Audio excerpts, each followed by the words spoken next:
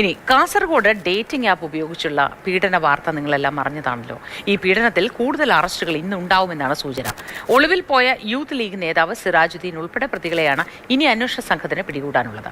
കണ്ണൂർ പയ്യന്നൂർ പോലീസിനും കോഴിക്കോട് കസബ പോലീസിനും എറണാകുളം എളമക്കര പോലീസിനും ചന്ദേര പോലീസ് കേസുകൾ കൈമാറിയിട്ടുണ്ട്. സാരംഗ് സുരേഷ് വിശദവിവരങ്ങളുമായി ചേരുന്നു. Sarang, good morning. ഈ വിവിധ പോലീസ് സ്റ്റേഷനുകൾ സംബന്ധിച്ചാണ് ഈ കേസുകളൊക്കെ ഇപ്പോൾ കിടക്കുന്നത്. ഇനി കണ്ടുപിടിക്കാൻ ആരൊക്കെയാണ് ഉള്ളത്, പ്രതികളായി ഈ ലിസ്റ്റിൽ ഉൾപ്പെട്ടവരുള്ളത്? കേസിന്റെ നിലവിലെ സ്ഥിതി എന്ത്? വിശദവിവരങ്ങൾ എന്തൊക്കെ?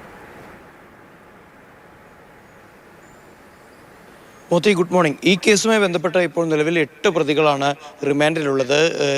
റിയാസുദ്ദീൻ എന്ന് പറയുന്ന റിയാസ് വടക്കുംപാട് എന്ന് പറയുന്ന മുസ്ലിം ലീഗിൻ്റെ യൂത്ത് ലീഗ് നേതാവ്, അദ്ദേഹം ഇപ്പോൾ ഒളിവിലാണ്.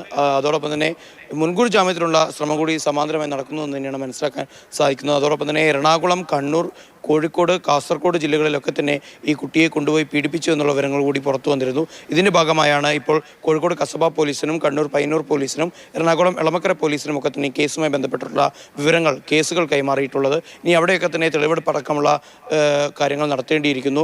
അതുപോലെ തന്നെ പ്രതികൾ ഒരു പക്ഷേ കർണാടകയിലേക്കോ തമിഴ്നാട്ടിലേക്കോ ഒക്കെ തന്നെ കടക്കാനുള്ള സാധ്യത കൂടി പോലീസ് മുന്നിൽ കാണുന്നുണ്ട്. അപ്പോൾ വലിയ തോതിലുള്ള ഒരു അന്വേഷണം തന്നെ നടക്കുന്നത് തന്നെയാണ് മനസ്സിലാക്കാൻ സാധിക്കുന്നത്. ഇപ്പോൾ നിലവിൽ ഹോസ്ദുർഗ് ഡിവൈഎസ്പിക്കാണ് കേസിൻ്റെ അന്വേഷണ ചുമതലയുള്ളത്.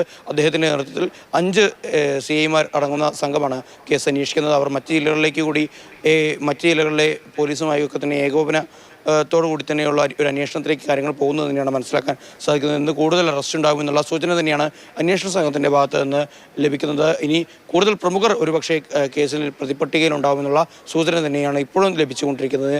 ഇനി എന്തായാലും വരും ദിവസങ്ങളിലും കൂടുതൽ അറസ്റ്റ് ഉണ്ടാകുമെന്നുള്ളത് തീർച്ചയാണ്. ഇനിയും കുട്ടിയെ വിശദമായ മൊഴി രേഖപ്പെടുത്താനുള്ള, കുട്ടിയുടെയും അതോടൊപ്പം തന്നെ രക്ഷിതാക്കളുടെയും വിശദമായ മൊഴി രേഖപ്പെടുത്താനുള്ള നീക്കത്തിലേക്ക് പോവുകയാണ് അന്വേഷണ സംഘം. മോത്തി.